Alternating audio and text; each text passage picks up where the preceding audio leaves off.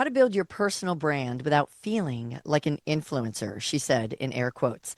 If you're Gen X, I know you can handle this episode especially because I want to get something straight. You do not have to dance or show off every outfit or every meal or pretend that you are younger than you are to build a powerful personal brand. In fact, the less that you act like one of those influencers that you don't love, the more influence you're actually going to build. Let me show you how to build your authentic personal brand that feels mature, grounded, credible, and deeply and personally you, and authentically too. I'll throw that one in there. I'm Gen X, and if you are new here, my name is Corey Dillon.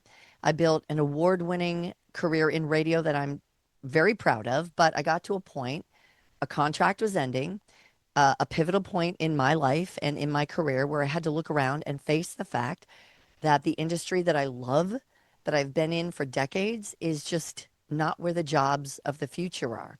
I'm in the middle of a career pivot. And if you are over 40, you might be too, or just trying to figure out a way forward in your industry with everything changing in today's creator economy, a nearly $500 billion creator economy. It will be that by the year 2027.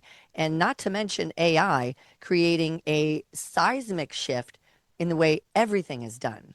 So today, we're going to ditch the influencer stereotypes and we're going to build the kind of personal brand that Gen Xers like myself actually want. A brand built on trust, clarity, value, and decades of experience. And a brand that will help you adapt to what's happening in your world and in your workplace. Why influencer style doesn't fit Gen X. Gen X professionals don't need gimmicks. We don't want them. We don't like them.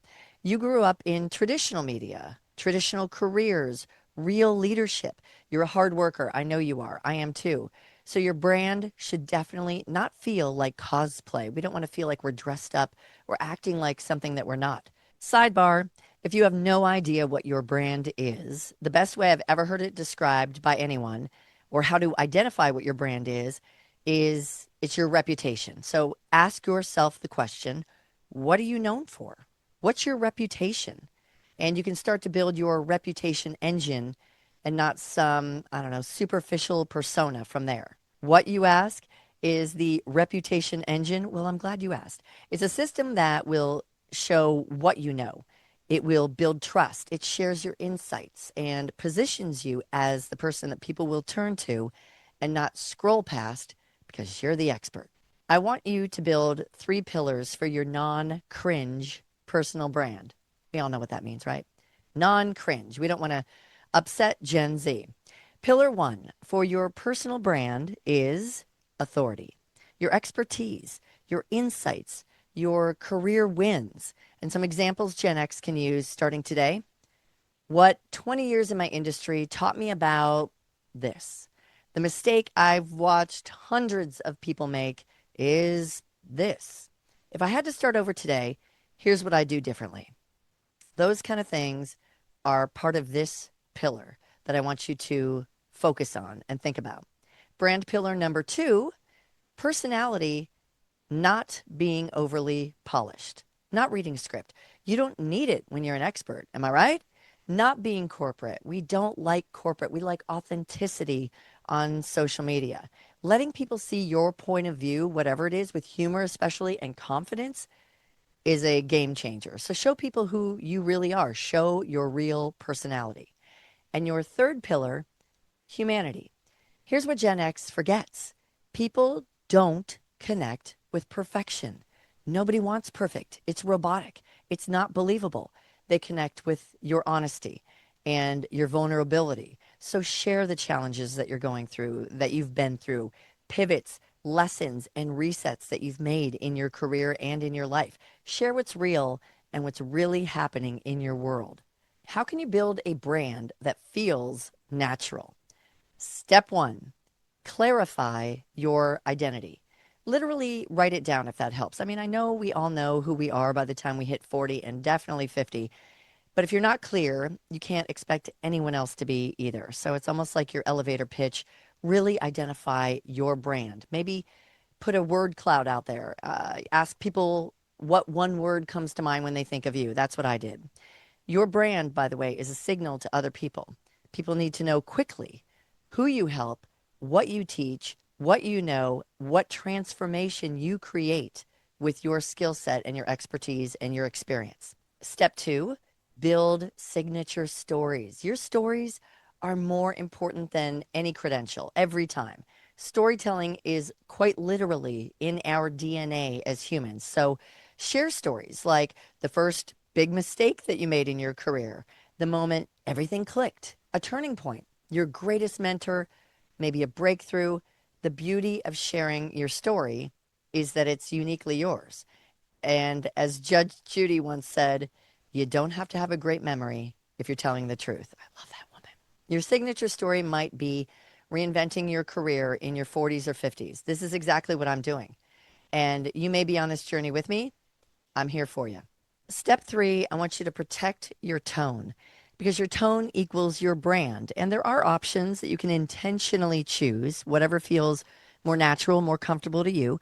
Are you direct and empowering? Maybe you are the warm and practical type, strategic and confident, or story driven and emotional. Pick your tone and stick to it. Step four, show up consistently. And I get it. This is the hardest part for me because we're torn in so many directions, especially as a sandwich generation.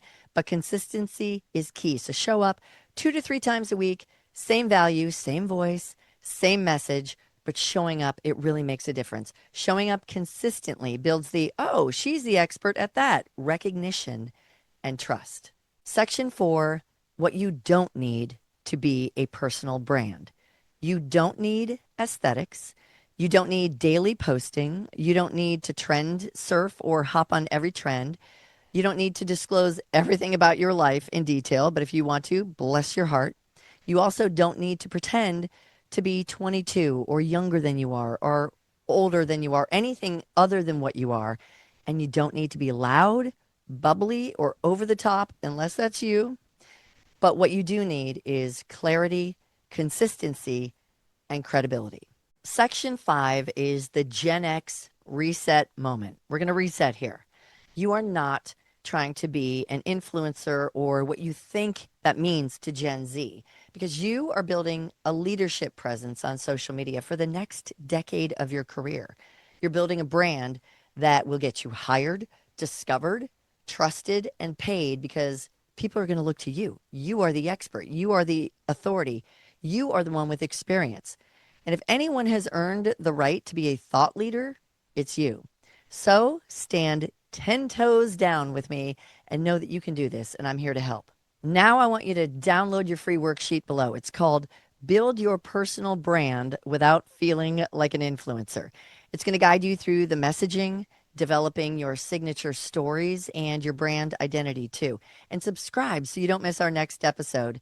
The 3 social media habits that are making you look outdated and probably cringe, okay? And we'll tell you what to do instead. Thank you so much for watching, and I'll see you next time.